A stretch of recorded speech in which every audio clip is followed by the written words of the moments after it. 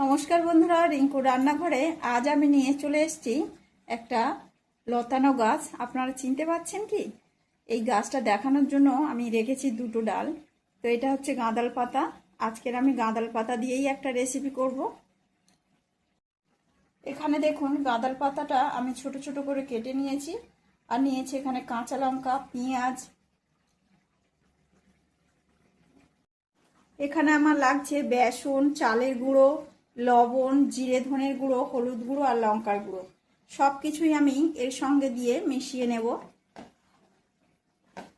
দিয়ে দিলাম একটু আদা রসুনের পেস্ট।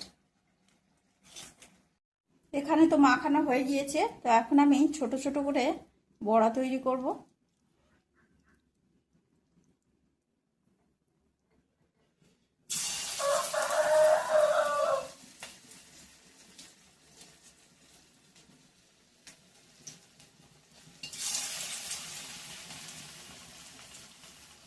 এখানে দেখুন বন্ধুরা, গাঁদাল পাতার বড়া আমার হয়ে গিয়েছে। তো কেমন লাগলো কমেন্টে অবশ্যই আপনারা জানাবেন।